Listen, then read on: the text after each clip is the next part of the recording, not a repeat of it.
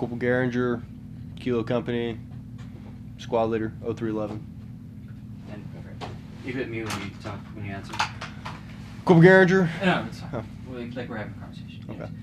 Explain your workup for the deployment and how it prepared you and your squad, platoon/company.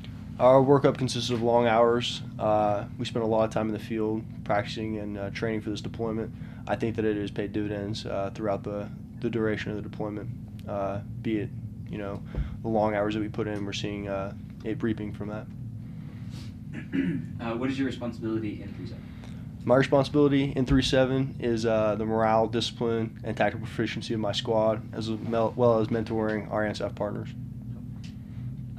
What is your thoughts about staying in Afghanistan? Thoughts about staying in Afghanistan? I see a night and day difference as opposed to last year. Personally, I think that the efforts of this battalion 3-7 last year, the battalions who followed us 3-5, 1-5, and then this battalion again this year has paid. It's inherently still a dangerous place. However, it is a night and day difference.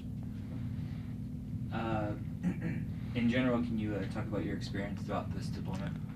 Throughout this deployment, I spent a lot of time interacting with the local populace, conducting KLEs, really finding out what it is that the people need, as far as be it medical care or schools, jobs, and trying to do everything that we can to help them. You were with 3-7 last year, obviously, and you already kind of talked about the difference between last year and this year. Mm-hmm. But how did you feel about returning to Sangin? Little anticipation along with excitement. Last deployment, 3-7 did amazing things here in Afghanistan. Coming back as a squad leader this year, I definitely had a wealth of knowledge to draw upon. Coming back to the same AO, had a lot to pass on to my junior Marines to help them along, as far as knowledge of the area and tactics, techniques, and procedures that the enemy used. So I think that it was a good thing that they decided to send 3-7 back here.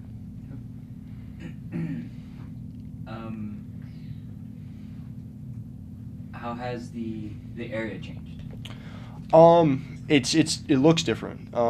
As opposed to last year, it was a lot more of a kinetic environment. So taking in the scenery wasn't on the to-do list. This year, we could go around and see the different villages, see everything, from a different perspective, interact with the locals in a much different way than we did last year. As far as the locals, we interact with them on a much more personable level than we did last year. Last year, it was, like I said, it was much more kinetic, and we didn't really have a chance to stop and fight the coin piece. There was an active insurgency cell that we were fighting here. Can you explain an average patrol?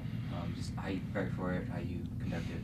Average patrol, usually wake up about 2 hours prior, conduct our, get our mission briefs set, on-call targets, on-call LZs, get those submitted to hire. Once that's conducted, our coordination is made with hire. We push into our PCCs, conduct all of our PCCs, give our order, be it obviously mission-specific details, and then push on the patrol. Once out there on the patrol, spend a lot of time conducting KLEs, like I said earlier, with locals and talking with them, and really getting down to the dirty, like what's going on in the area. Can you explain the counterinsurgency piece? Counterinsurgency, in short, is winning the people. We've done great things in several different places throughout our AO with the counterinsurgency piece. Really, all it boils down to is winning the people over to our side and showing them that we're not an occupying force and that we're really truly here to help them, as opposed to use terror doctrine or occupy their lands. We're here for the people, and that's it. How do you feel? Explain how you feel about the locals and how you interact with them, and I guess how they reacted towards you. As far as locals go, it's kind of a two-edged sword. You greet everybody and try to be as personable as possible. However, there are still bad dudes out there trying to kill you.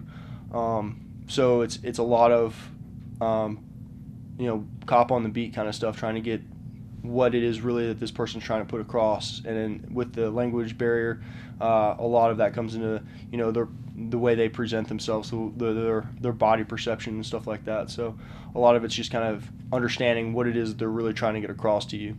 and interacting with them on a much more personal level. What is your most memorable moment throughout this deployment? Arriving back in the same AO we left 10 months earlier.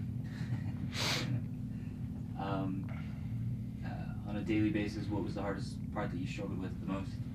The hardest part was probably sourcing enough manpower and living expeditionarily like we are now. Logistically, it was kind of a hardened part of the deployment, trying to figure out where to put people and where people are sleeping. So logistically, it was probably the biggest nightmare. Okay. Can you describe how it was, your feelings and the logistics and all that about working alongside the Afghan National Security Forces? ANSAF are an inherently young military force. There are cultural and military differences between us and them, which pose some of a problem. However, they are willing and they're taking great strides to bettering themselves, taking after us, and obviously they won't ever be United States Marine Corps. However, they're taking great strides towards bettering themselves and securing Afghanistan.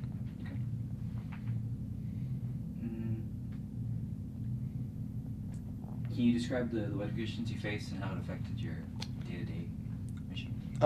Nights were cold, pushing out on night ambushes. Definitely had to pack warm, as opposed to last year. We had the summertime deployment. This year it was definitely a learning curve that occurred.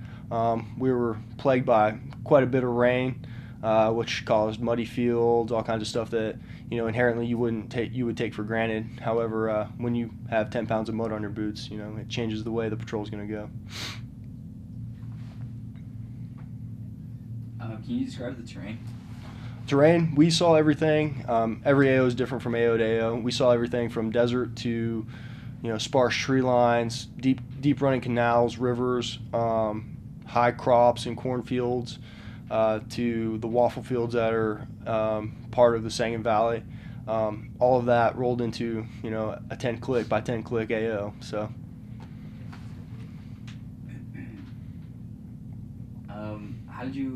How was it celebrating the holidays, like Christmas? I didn't. Overall, how do you think the deployment went? Overall, I think the deployment went well. I think 3-7 was able to push our Afghan partners more towards the lead, which was the main goal from getting here from the get-go. And I think that our ANSAF partners have really taken up the stride in that. And through working with them, through trial and error, we figured out a pretty good way of doing so. So I think it's been a successful deployment. Good. Here's the good one. How do you feel about being a part of 3-7? Pass. What are your final thoughts about the deployment? Final thoughts about the deployment. I think overall it was a good deployment. Ready to get home. Okay. Any final thoughts? Final thoughts. Hold that. This one's for you. Hold on.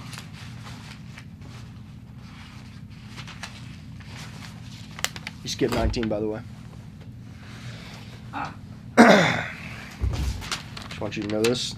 I wrote this down. Let's go with Bobby Gonzalez is an outstanding Marine. He spent many combat experiences with me on the last deployment, and he was able to shoulder any burden ever given to him. It was always a joy to attach him to my squad, knowing that not only is he a great combat cameraman, he's a tactically proficient Marine. As far as FET, HET, engineers, and CAGL are concerned, they brought along assets that would not otherwise be inherent to an infantry squad. Perfect. It's for you, Bobby.